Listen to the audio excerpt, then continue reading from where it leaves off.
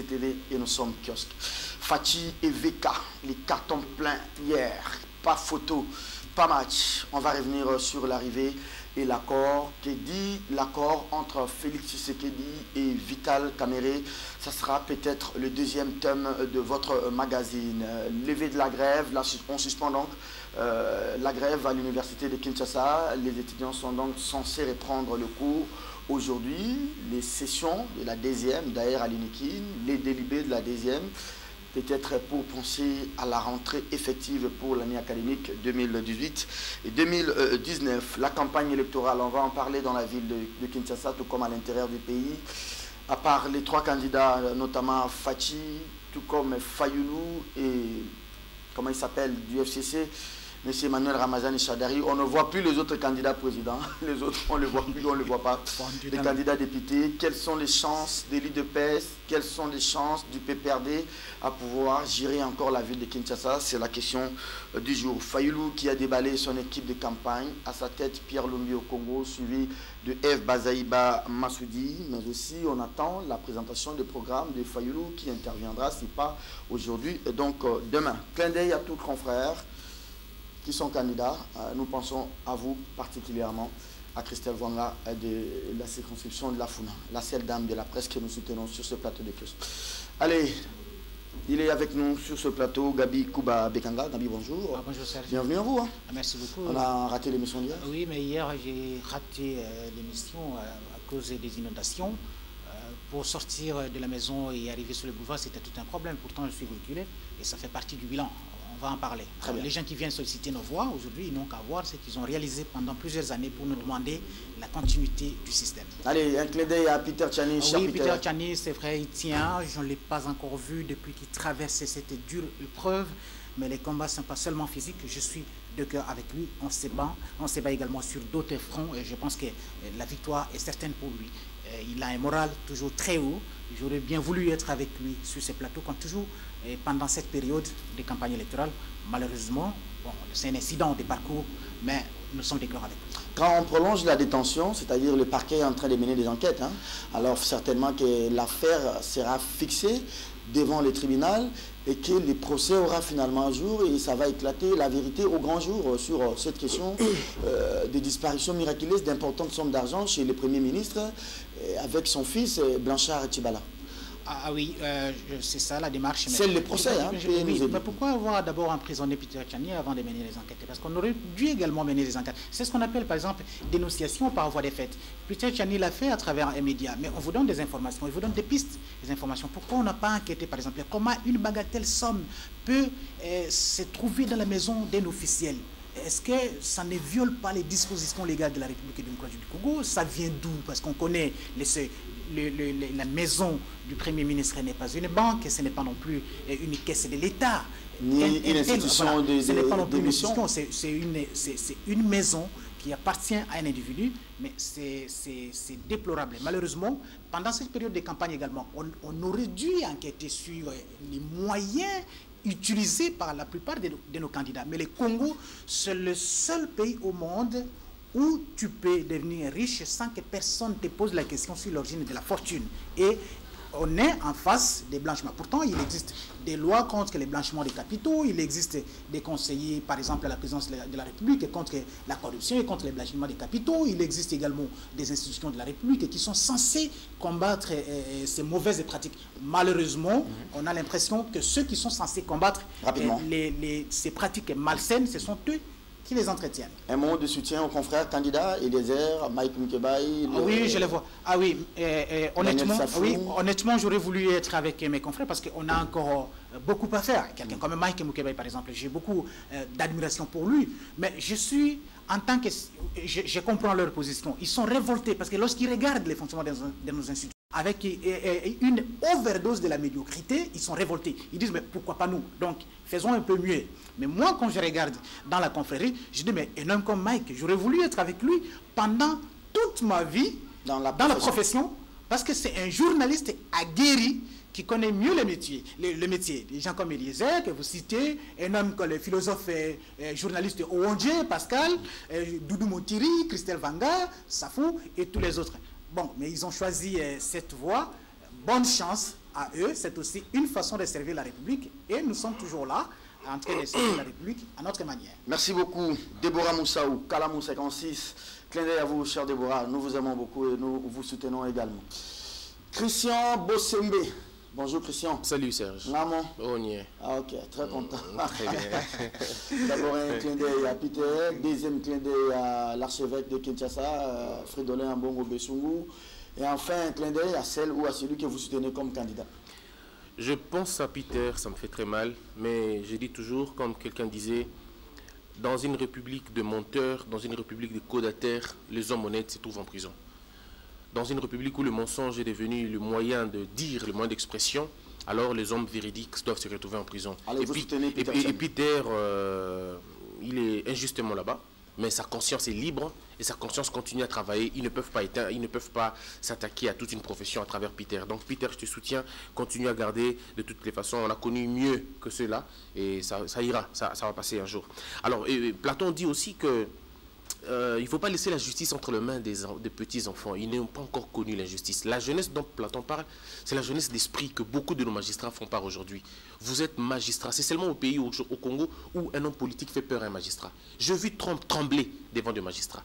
Je vis Sarkozy être embêté devant des magistrats, des juges tout simplement. Mais chez nous aujourd'hui, les décisions judiciaires viennent. Bill Clinton a eu peur, il a plusieurs fois demandé aux juges d'arrêter.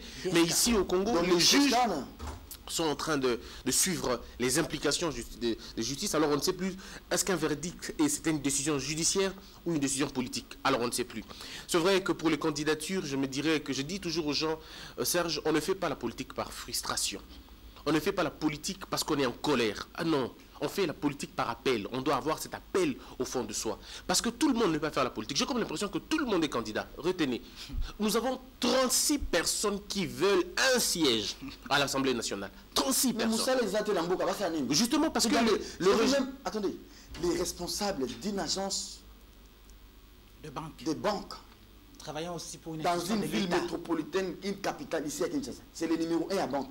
Président d'une fédération aussi. On présume qu'Azan a un salaire à bien. Voilà. Mais il laisse ça pour devenir député. C'est-à-dire, il dit à nos étudiants que quand vous terminez les études, allez faire la politique, ne venez pas dans les banques. Vous savez, qu'est-ce qu'il n'a pas gagné? Il cherche la protection, il cherche l'argent facile. Vous savez, Serge, la politique ne le fait pas qui veut. La politique le fait qui peut. Il faut d'abord avoir ce que Jacques Chirac disait, il faut en avoir dans le ventre avant de faire la politique.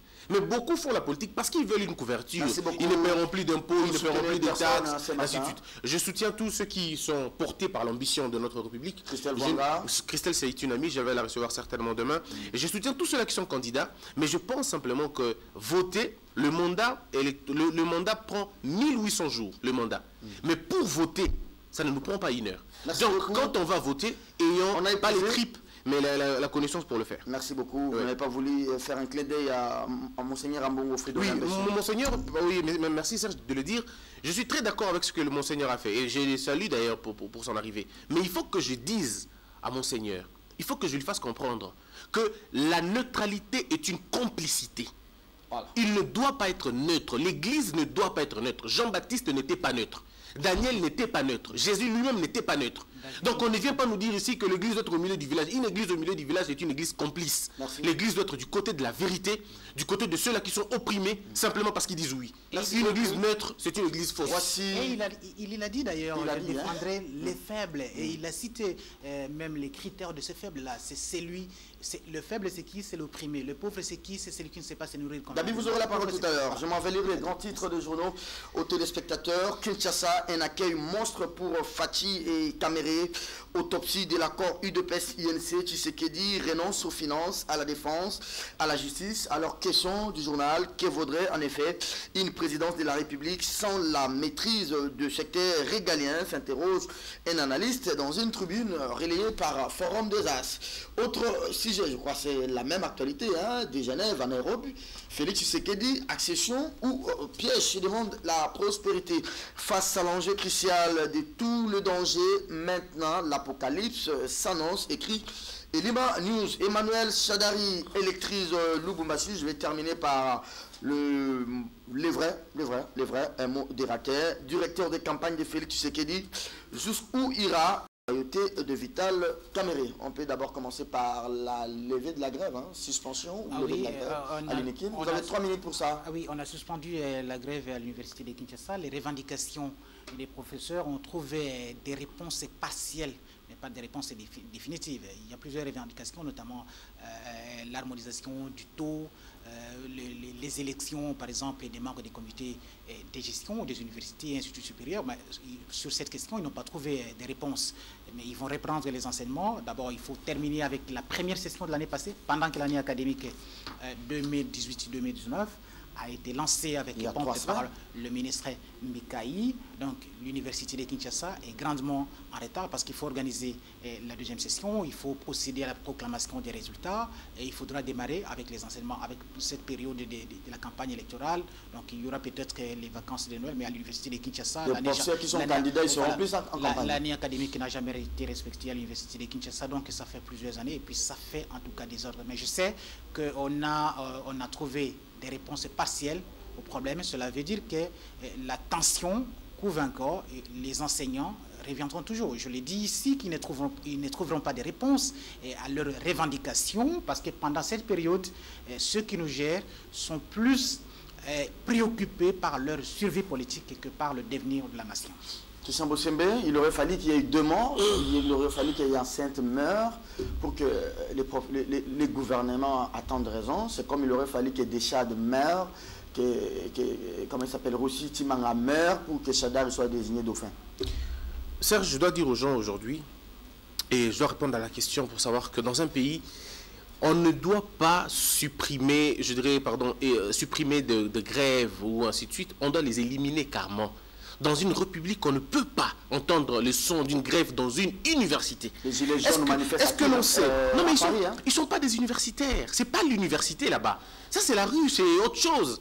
L'université, c'est le laboratoire de la pensée. C'est la colonne vertébrale d'une nation. Quand il y a grève là-bas, c'est compliqué. Ce professeur, ce pauvre professeur, ne demande pas des cadeaux au chef de l'État. Ils ne demandent pas qu'on leur donne de l'argent.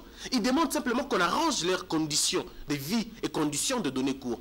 Parce que, regardez, les conditions dans lesquelles les professeurs se trouvent influencent leur manière d'enseigner.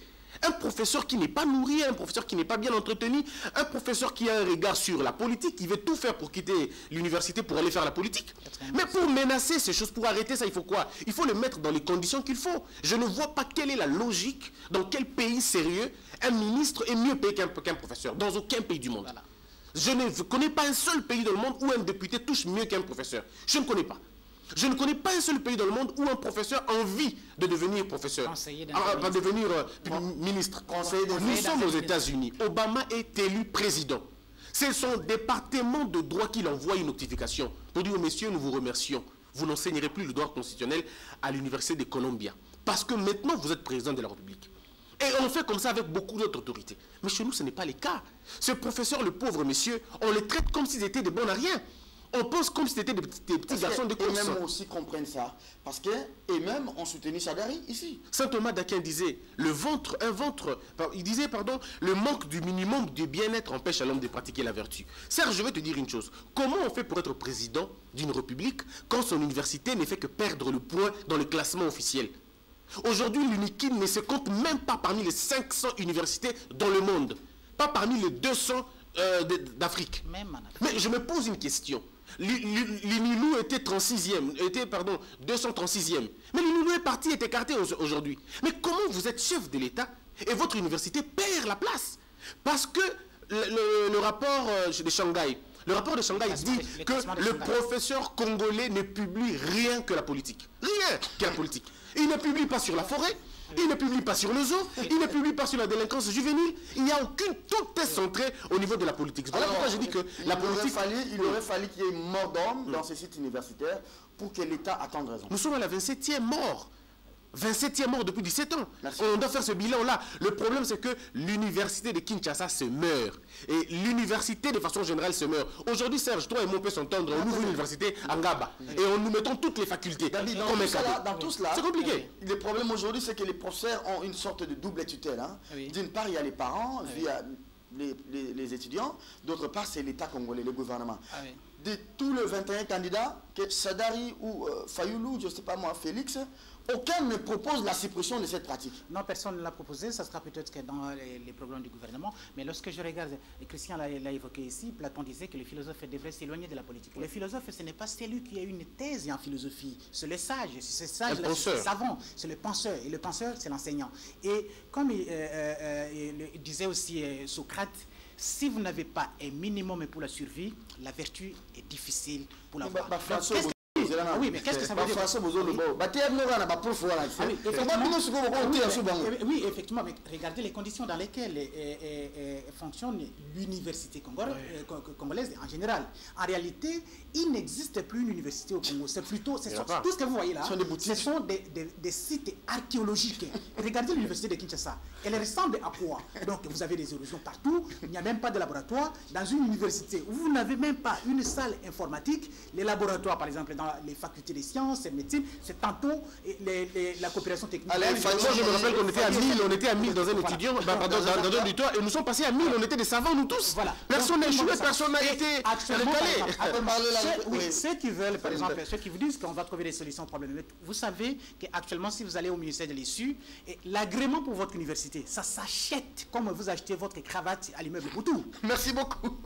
Gabi Kouba, Bekanga et Christian Bossembe avec nous pour analyser l'actualité ce matin. Un ministre qui n'a jamais Allez, on est là déjà les premiers sujets. Doudou Montiri n'est pas sur place, il est à la base. Hein? Il est à la base. Dites-lui de ne pas venir souvent, il doit aller consulter la base. Il est candidat. Allez, merci beaucoup. Fatih, qui prend la main? Non, Gabi a commencé. Christian, vous prenez. Oui. Fatih et Veka, d'abord le bain de foule d'hier. Et après, nous allons traiter l'accord. Oui, c'était hier un plein. Naturel, hein? Naturel. L'UDPS, c'est un héritage politique consistant. Vital Kamerhe, c'est un dissident de la majorité présidentielle, vous le savez. Il bénéficie un peu de cela parce qu'aujourd'hui, ce peuple, vous savez, Serge, le peuple qui est arrivé hier et ce peuple qui est allé voir Fayoulou l'autre jour, ce n'est pas parce qu'ils sont beaux, ce n'est pas parce qu'on les aime. Ce sont des frustrés, des abusés de ce régime.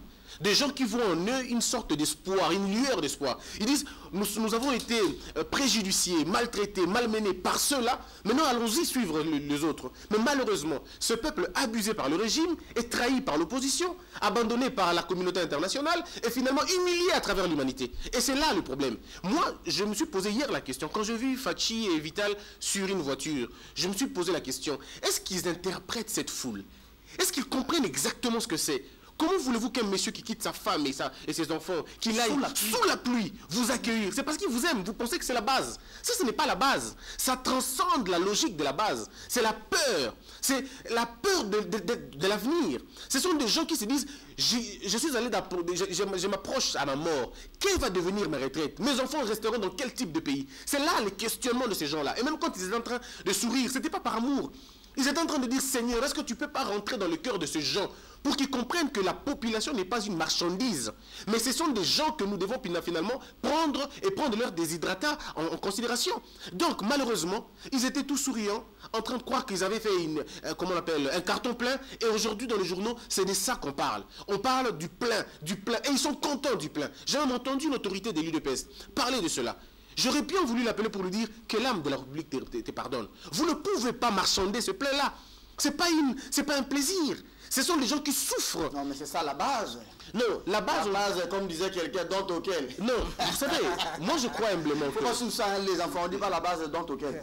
Je crois que ces opposants doivent comprendre une chose, que la réussite de l'opposition à ces élections, ça ne s'appelle pas majorité, ça ne s'appelle pas base, ça s'appelle unité.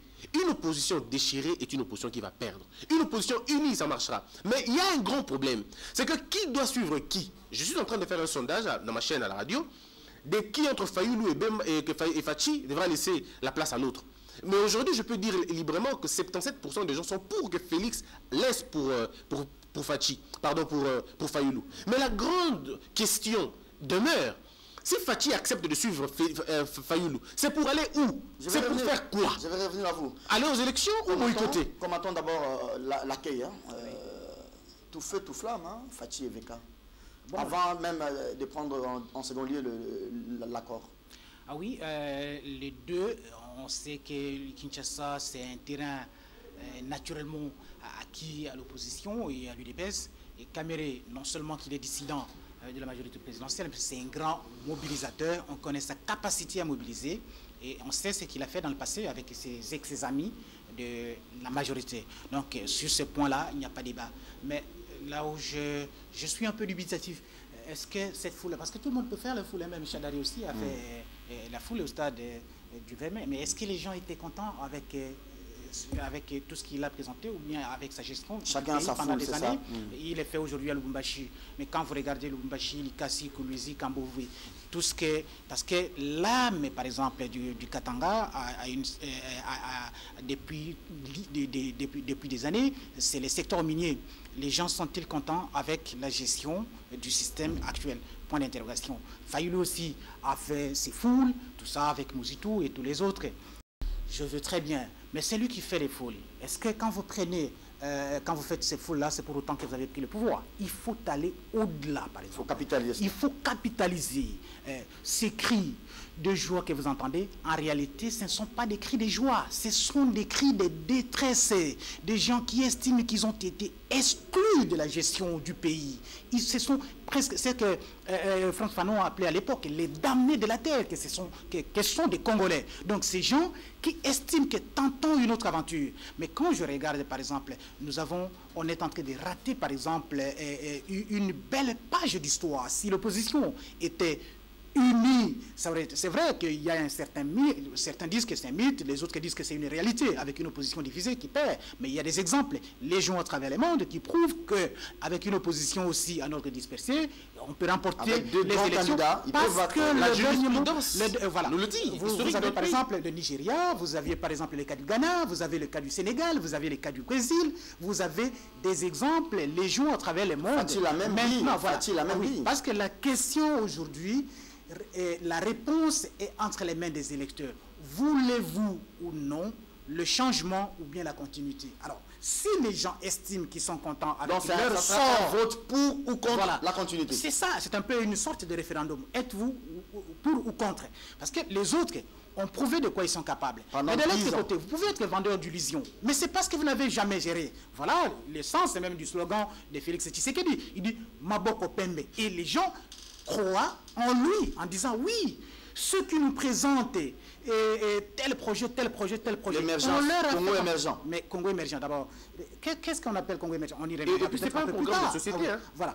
Alors, maintenant, moi, ce qui me déçoit aujourd'hui, la guerre, par exemple, la bataille, les gens ont oublié, l'opposition a oublié la lutte.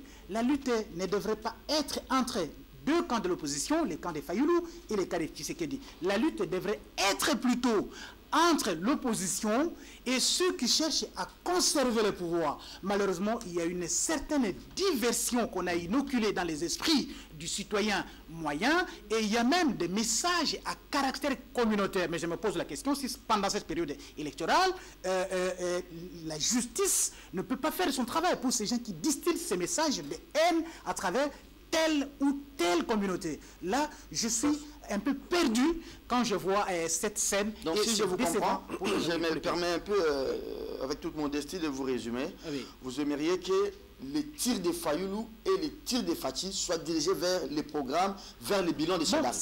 Bon, des tirs, peut-être que vous utilisez la métaphore, mais moi j'utilise plutôt une expression claire pour dire je voudrais que les programmes soient orientés vers les électeurs et puis qu'on fasse des tirs. Bon, voilà, je reprends votre expression, des tirs croisés. Chadari propose la continuité.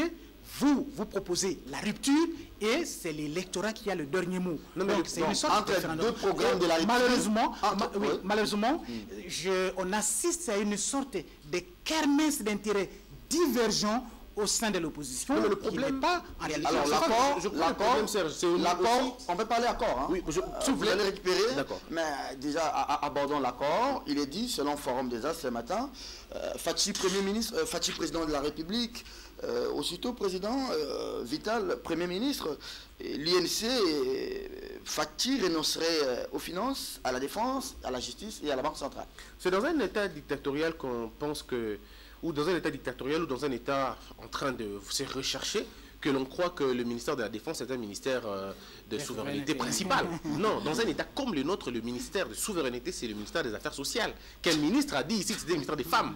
Dans un pays où les femmes sont violées chaque jour, le ministère des Genres et Familles est un ministère de souveraineté. Dans un État où le système éducatif est chaotique, c'est plutôt le ministère de l'enseignement. Nous sommes dans un État policier. Nous, on est dans un État gendarme, dans un État qui veut tout garder, qui veut tout garder. Vous savez que Miba est tombé à cause de l'arme militaire au grade de général. Oui, mais je crois humblement que ce partage-là n'est qu'une prévision. C'est un chapelet des belles intentions. Ça peut changer à tout moment. Ça, c'est même pas le problème. Mais j'aimerais revenir à ce que dit les confrères. Le confrère. Mais, vous savez, si vous demandez à Chada, parce qu'il faut être sérieux, il faut être honnête aussi avec les gens. Quand on demande à Fachi ou à Fayoulou de s'accorder, oui, mais dites-moi, c'est quoi les terrains d'intersection? Ils vont s'attendre sur quelle base, sur quel point exactement? Parce que vous avez Fayoulou qui veut boycotter les élections, mais il ne le veut pas. Il veut aller aux élections, mais pas avec la machine à voter. Ça veut dire quoi? Alors qu'il a un numéro, alors qu'il est présent aux élections. Qu'est-ce qui va se passer exactement? Si vous demandez à Fayoulou de le suivre, oui, vous le demandez à Félix de suivre quelle voie? Parce que pour Félix, il n'y a plus de préalable. On va aller aux élections avec ou sans machine à voter. Moi, j'ai parlé l'autre fois de ce que moi j'appelle le pragmatisme qui échoue de Félix Tshisekedi et l'idéalisme qui ne promet pas l'avenir de Fayoulou. Fayoulou sait au fond de lui que refuser la machine à voter, c'est Kabila qui reste au pouvoir. Parce que, vous le savez, si ce n'est pas la guerre, ce sont les élections qui vont faire partir Kabila. Et vous n'avez pas toutes ces deux voies. Donc, je ne vois pas dans quel mécanisme Kabila sortira. Est-ce que ce n'est pas de l'enchère politique je crois, non. Peut-être qu'à la fin, je ne le vois pas boycotter quand même les élections. Pas du tout. Je serais beaucoup plus cohérent avec Fayoulou s'il avait refusé de prendre part à ces élections. J'aurais compris. En ce moment-là, ses intentions allaient être claires. Il a demandé à Félix, abandonne cette voie. Faisons une force pour que ça ne marche pas. Mais le pouvoir en place, on connaît comment il fonctionne. Nous sommes allés en 2006 sans Tshisekedi. Nous sommes allés en 2011 sans Bemba. Donc moi je crois humblement que nous devons transcender un peu nos émotions pour que l'on sache exactement qu'est-ce que l'on veut si nous voulons aller aux élections. Parce que le peuple qui nous attend demain, le peuple a besoin d'une voie rationnelle. Qu'est-ce qu'il suit, pardon. Un accord de 10 ans, je n'irai pas dire ou bien emprunter les expressions de Larry, comme pour dire Fatih devient maintenant le dauphin de Vital. Bon, dans 10 ans, c'est-à-dire cette législature, si Fatih passe, et la prochaine législature, ça sera l'IDPS qui soutiendra la candidature de quelqu'un de l'UNC. Ça c'est de 1. Est-ce que vous voyez cet accord tenir jusqu'à 10 ans? Difficile de répondre. De 2, vous pensez que seul l'UNC et l'IDPS peuvent avoir des députés, plus de 250 à l'Assemblée, pour que l'IDPS applique l'accord avec l'UNC en cédant la primature à l'UNC et des ministères aussi clés.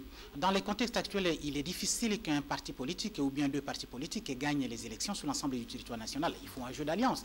Même ceux que l'on considère comme des leaders politiques moins représentatifs sur l'ensemble du pays. Mais si vous êtes par exemple à Bikoro, que quelqu'un peut vous apporter 100 voix pour gagner un siège, tant mieux. Donc il faut un rassemblement, il faut l'union fait la force. Je crois que Kamere... Alors cet accord-là ne tient pas au regard des éléments que vous avancez. Le tandem Kamere-Tshisekedi n'est pas figé.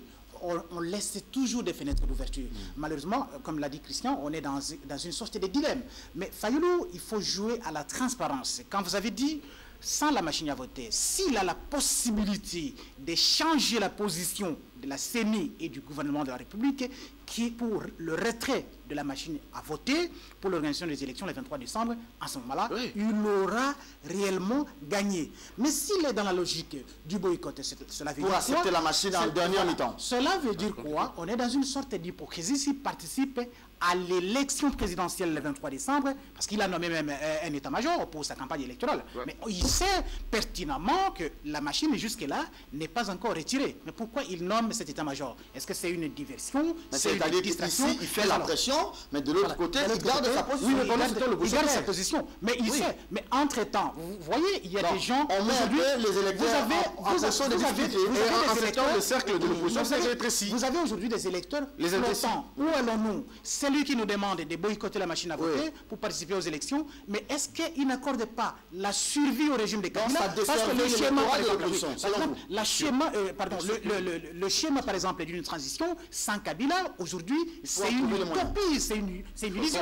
Mais si Fayoulou, les blocs de Fayoulou, Bemba, Mozitu et consorts peuvent nous aider à nous débarrasser de Kabila, parce qu'ils disent que celui qui a pris les processus électoraux, les processus politiques en otage, tant mieux pour les élections apaisées et crédibles. Mais si ce n'est pas le cas, et qui c'est de l'hypocrisie, et il n'est jamais trop tard pour reconnaître. Mais dans le maintenant, je reviens, maintenant, je reviens à votre question, les projets de société, les programmes, par exemple, de partage des responsabilités entre Kamere et 10 ans, ça va tenir. Un scénario à la russe, par exemple, Poutine et vice-versa.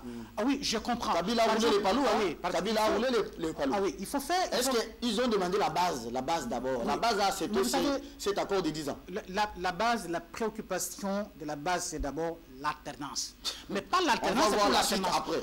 Pourquoi on veut l'alternance? L'alternance veut dire le changement, la rupture avec un passé désastreux, c'est ce que ça veut dire. Mais je comprends l'attitude des Kamere pour faire des concessions afin d'apporter, pas peut-être un report automatique des voix à Félix et Antoine Tshilombo Tshisekedi, mais aussi pour un positionnement. Il voit. Pourquoi on a parlé par exemple ici au Congo d'un gouvernement parallèle? Parce que vous aviez un gouvernement où le Premier ministre n'était qu'un figurant en réalité à la tête du gouvernement, mais il n'avait pas de rôle. Vous avez même des ministères sans contenu. Alors, Kamere veut réellement qu'il ait des assurances en tant que Premier ministre en cas d'élection de Félix et Antoine Tshilombo Tshisekedi, pour qu'il soit réellement un Premier ministre et non un acteur qui va faire juste la figuration. Mais moi, je crois qu'il ne devait pas. Félix a évolué, hein? Oui. Contrairement à son père, comment il s'appelle? Ah oui. Étienne avait dit à Vital, il dit, allons d'abord, montrons de quoi nous sommes capables, et nous allons voir les configurations au niveau de l'Assemblée. Oui, mais vous savez, les alliances se font et se défont selon les circonstances. Même dans ce partage de responsabilité, la mairie peut toujours faire des concessions, même en cas d'élection du président Félix. En fait, l'électorat est constitué des votants, ceux-là qui vont aller voter. D'accord? Mais regarde un peu. Jusque-là, j'ai comme l'impression que l'électorat comment on appelle, de Chadari ne bouge pas. Ce qui fait bouger l'électorat de Chadari, c'est la faim, la misère, le bilan et tout. Les grèves. Oui, les grèves. Mais le bilan, le cercle ou l'électorat de ce qui bouge aujourd'hui, c'est celui de l'opposition. Parce que regardez, au Kivu, il y a Pierre Lumbi qui est là-bas. Qui va aller battre campagne pour Fayoulou? Et pas pour Félix. Il dira non, pas lui, c'est Fayoulou. Mais vous avez devant les gens qui vont partager les voix. Ce qui fait qu'à l'Équateur, parce que dans l'alliance entre Vital et Félix, l'Équateur ne se représente pas. Et donc l'Équateur, il est resté vraiment entre les mains de Fayoulou et Bemba. Parce que Bemba, il faut dire, il est incontestable. C'est comme un leader naturel de l'endroit d'où l'on vient. Alors donc déjà... À l'Équateur, nous sommes qu'à 3. Hein? Oui, il y a qui? Il y a Bemba, oui. Il y a Mbongo et il y a moi. D'accord. Et moi, je te le conseille. Et moi, vous me mettez où? Si Bemba va campagne pour vous, vous passez. Ah oui, non, parce que moi je suis doux alors. Madame, messieurs, vous regardez CCTV, on se limite là pour aujourd'hui. Oui. Donc c'est une que j'achève pour dire que, vous savez, devant des retraités, devant des gens qui sont en retraite mais ils sont en train de travailler, devant de jeunes garçons qui ont 35 ans mais qui n'ont jamais travaillé dans leur vie. Donc un électorat sérieux. Mais il suffit seulement de s'entendre sur un point. Moi je crois comme c'est Sanga dit, il y a lieu de revenir sur le terrain d'entente. Il y a lieu que l'opposition s'entende pour trouver une issue. Sinon, ça va être compliqué. S'il vous plaît, ce que je voudrais plutôt dire, que Fayoulou soit clair, qui ne divise pas l'électorat. S'il veut la logique du boycott, il faut le dire même 2 semaines avant. Voilà, dites-le aux électeurs et chaque électeur sera devant l'urne et il va choisir les candidats. Madame, Monsieur, il ne faut pas les désorienter. Donc, il nous reste 10 minutes à jouer avec possibilité d'avoir 5 minutes de temps additionnel. Fois ça sera chaud pour la dernière étape. Pamela on l'a dit.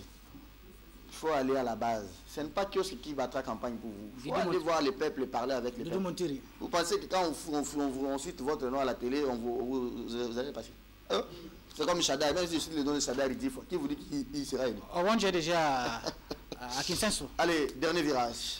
Campagne. La campagne proprement dite. Nous laissons les candidats, nous laissons ceci.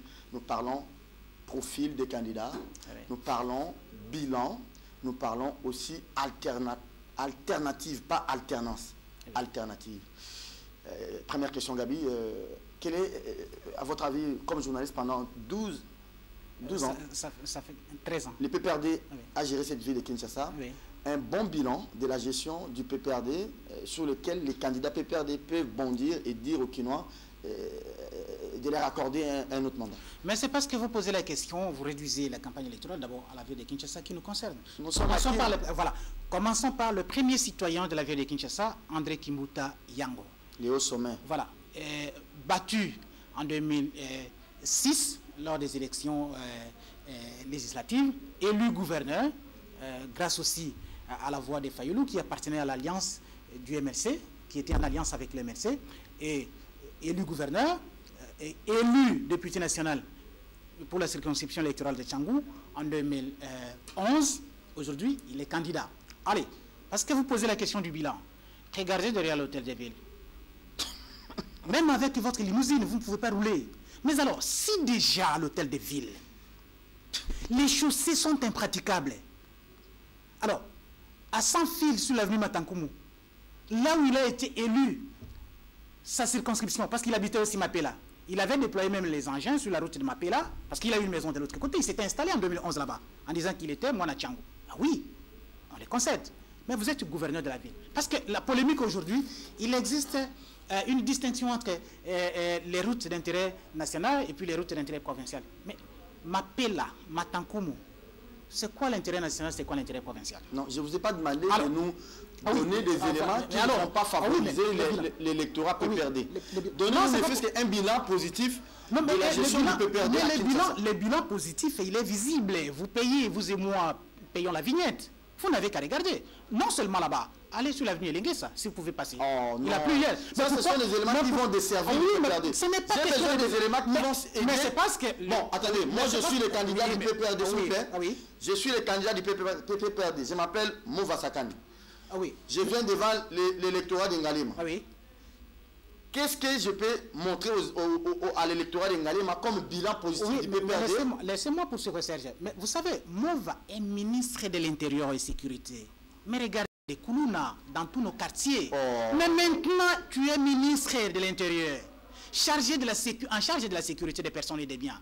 Mais vous ne parvenez pas à mettre un terme à ces phénomènes que vous n'avez pas, de sécurité de Chadari. Voilà, que vous n'avez pas trouvé. Parce que quand l'AFDEL prenait le pouvoir, à l'époque, les phénomènes Koulouna n'existaient pas. C'est vrai que les kidnappings, les assassinats et consorts existent un peu partout. Ces cas-là, des braquages, ça existe dans tous les pays du monde. Mais aujourd'hui, vous avez même des jeunes gens qui ont pris des quartiers entiers en otage. Vous ne pouvez pas circuler pendant des heures tardives parce qu'on sait que vous avez les groupes, par exemple, les Fourmis Rouges, vous avez les groupes Bana Dallas, vous avez les groupes, par exemple, Bana Imwa, vous avez tel groupe. Mais maintenant, vous voulez aller à l'Assemblée nationale. En tant que ministre de l'Intérieur, vous n'avez pas trouvé solution à nos problèmes de sécurité. Comment voulez-vous trouver des réponses à nos problèmes en allant à l'Assemblée nationale? Ce n'est pas pour défavoriser. Je ne dis pas que les candidats de l'opposition sont des saints, non. À la mat, on a vu aussi autant de médiocres. Mais regardez, pourquoi Peter Tchani est aujourd'hui en prison? Quand il diffuse, par exemple, vous savez, l'émission Le Devoir de mémoire, il a beaucoup d'ennemis. Il a beaucoup d'ennemis qui attisent le feu dans ces dossiers-là. Analysez pour moi. Mais lorsque vous regardez les candidats de l'opposition qui ont traversé la rue, est-ce que ceux qui étaient de l'autre côté hier sont-ils devenus analysez maintenant pour moi okay, les projets de Chadari sur différents plans. Merci. Vous aurez 3 minutes pour ça. Merci. Christian, je suis ici en termes de bilan. Comment le PPRD, l'AMP, qui a géré pendant 12 ans, va encore gérer pendant 5 ans, ne sait pas nous dire que voilà, j'avais géré, voici mon bilan. Moi, Kabila, j'avais promis de réhabiliter l'AMIBA.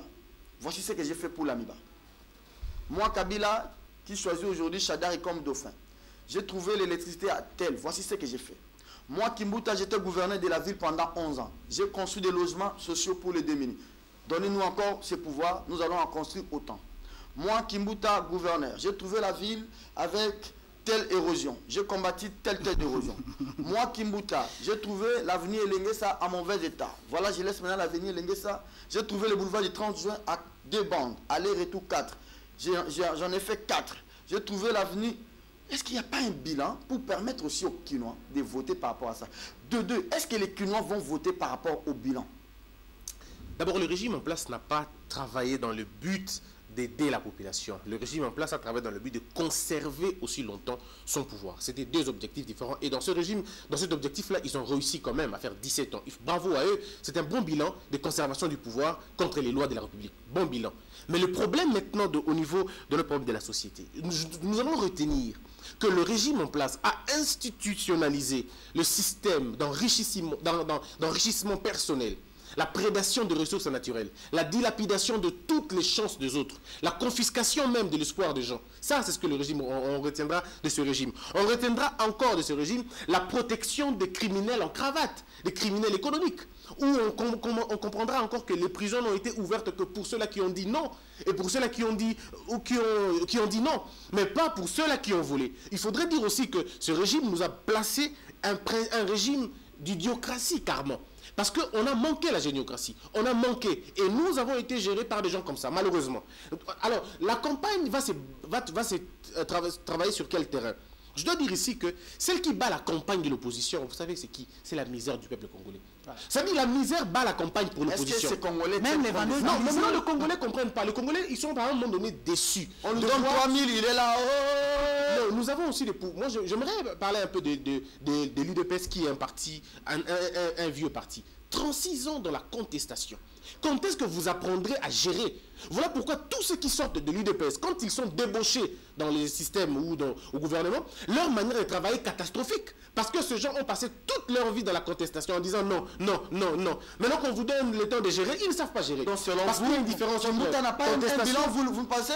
Kimbouta qui a mis en place la DGRK ici? Non mais vous parlez, parce que vous parlez de cette institution-là, vous savez combien elle gagne, combien elle enregistre comme argent? Cette régie financière? Mais qui peut contrôler cette régie? La DGRK n'a pas d'installation. Qui peut contrôler cette régie? La DGRK, non seulement qu'elle est locataire, c'est seulement ça. Mais je vous parle aussi du cadastre. Qui produit l'argent. Est-ce que vous savez que le cadastre là n'est pas locataire? Le cadastre est locataire. La DGRK qui produit l'argent. Ah oui. Mais la DGRK elle-même est locataire. Non mais vous parlez de la DGRK. Mais les ministres et professions construisent les immeubles. Je vous parle des cadastres. Les individus. Regardez M. Mova. Son gouvernement est capable de jeter un pont, de jeter un pont, de relier un pont dans un coin. Mais monsieur lui-même, un individu, il va jeter quand même une passerelle.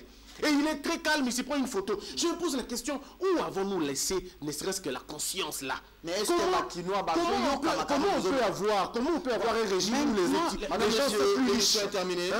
J'aimerais bien que vous puissiez les gens plus riches que l'État. En 1 minute 30 sur le projet de Chadari, parce qu'on parle plus Fatih, il faut qu'il y ait aussi équité. Dans la conduite de débat. C'est vrai, j'ai le projet de Chadari ici, deux projets d'ailleurs, le projet de Félix Tshilombo Tshisekedi sous mes yeux, et j'ai aussi celui de Chadari. Mais Chadari, comme faute de temps, je prends seulement 2 points. L'électricité, et lorsque je regarde l'électricité, il dit bon, augmenter la desserte en électricité. Ah oui, ça c'est du déjà entendu. Rien de nouveau sur le soleil. Comment il va le faire? Comment il va le faire? Parce que, vous savez, le gouvernement même, si j'étais à la place de Chadari, comme dauphin, j'aurais dû reprendre les 5 chantiers de la République. Il n'y a pas meilleur projet que celui-là. Ça résume l'ensemble des secteurs de la vie nationale. Et l'électricité. Je prends l'électricité, et il a cité les barrages d'Inga. Mais vous savez que ça pose problème? Les Chinois, le consortium sino-espagnol qu'on avait sélectionné pour la construction du barrage Inga 3. Mais ça pose problème. D'abord, le déficit. Le déficit, il est assez criant. Et vous avez 15% d'accès de la population à l'électricité. 85 millions de personnes, et il faut faire des approximations parce qu'il n'y a pas de recensement. Cela veut dire quoi? Le taux de desserte en électricité, sur l'ensemble du pays, il n'y a que 8 millions de personnes qui ont accès. Il n'y a que 12 millions de personnes. Mais le profil, ça parle de 3%. Voilà. On ne parle même pas de 15%. D'ailleurs, quand vous allez, oui, vous n'avez que 12 millions, théoriquement, qui ont accès à l'électricité. Et si vous allez, par exemple, ça ce sont les données officielles, nous présentées par le ministère des Mines, si vous allez dans des services techniques, parce qu'il y a des projets où l'on appelle seulement la Commission nationale de l'énergie pour dire, voilà, il faut accepter. Comment pouvez-vous comprendre? Mais à la direction de la SNEL, il y a un groupe électrogène. À la direction de la SNEL, il y a un groupe électrogène. Ça, c'est la desserte en électricité. Je pose la question, comment ça se passe? Alors, si déjà, vous concevez un projet gigantesque comme Inga, et que la SNEL, qui a l'expertise, qui devrait être les bras sécuriers de l'État, n'est pas associée, ça pose réellement un problème. Comment allez-vous contrôler les Chinois? Parce que les gens disent, bon, la Chine, s'il vous plaît, parlons des choses clairement. Les gens disent, bon, la Chine développe des infrastructures, des projets, et on nous prête même de l'argent, il n'y a pas de taux d'intérêt. Est-ce que vous contrôlez la chaîne des valeurs? Merci beaucoup. Avec les Chinois. On va revenir voilà. Sur les ce projets. Ce n'est qu'un point. Maintenant, c'est chaque jour, nous scrutons le projet de chaque candidat. On a commencé avec Chadari. État de droit, et puis un projet de société. On parle de... Kabila dégage un projet de société pour les opposants. Quel est ton programme, Kabila dégage? Mais c'est pas un projet. Poursuite d'un pays émergent. Mais je vois la médiocrité, et même dans la tête des journalistes, c'est quoi un pays émergent? Vous ne pouvez pas être que dans un pays émergent et vivre avec les immondices à côté de l'hôtel de ville. Mesdames, ça n'a aucun sens. Dans l'Assemblée nationale, il y a un groupe électrogène. L'Assemblée nationale, il y a un groupe de ses coups. Parce qu'ils savent qu'à tout moment... Merci à Gabi, merci aussi à Christian Bossembe. Il ne faut pas oublier les DCMP, Darin Clem Motema Pembe joue aujourd'hui contre les Anges de Fatima, la CD, Coupe de la Confédération. Ça, je crois bien, c'est le préliminaire. Hein. Serge Chouiri, il y a quelqu'un qui t'a salué, qui m'a demandé de vous saluer. Il s'appelle comment? Il s'appelle Prophète Dodi. Il vous aime beaucoup. Merci. Et puis Michel-Ange Bompéré, qui moi aussi, je l'aime beaucoup. Très bien. Message des habitants du village Ndariou, dans le plateau de Bateke. Ces habitants ont besoin que Maman Eve Bazaïba... Il faut arranger un peu le français. Bon, ils veulent dire ceci, que Maman Eve Bazaïba puisse envoyer les drapeaux du MLC, signé Papa Mayaoula Mikondo depuis Ndariou. Ah, il y a des noms terribles ici. Question pour Kiosque. La réunion des... Il y a des... Lisez une extension. Mes lunettes là, mes verres. Tu as déjà des lunettes? Ah, j'ai des problèmes avec avant l'âge. le poids de l'âge. Ah oui, on a vu le problème du pays là. La réunion du Kenya entre Caméléon et Fatih, c'est la base qui a proposé ou c'est leurs propres intérêts? C'est M. Richard. Question pour Kiosque. Bonjour Serge. Pourquoi vous n'invitez pas Christian Lusakweno? Classement Christian vs Laurent Onyemba. Après ici, Christian a directement une émission, je crois. Hein. Chadari a tiré banderole dans le palais du peuple. Biso peut-être il y a Félix, il y a Fayoulou. Politisation des services et des non, mais il y a beaucoup Madame, l'émission est terminée. Déchirée. Et quand vous irez voter là, voilà, électeurs. s'il vous plaît, je vous ai retiré la parole. Merci. Quand vous irez voter, il faut penser aux immondices. Bah, foulou. Quand vous allez voter, Kanisa foulou, solo. Transport. Kanisa décharge. Kanisa paie. 9h30, ça sera la vente de Au revoir. Kanisa ndenge bo memaka ne ba mema biso na mikongo so mbule beti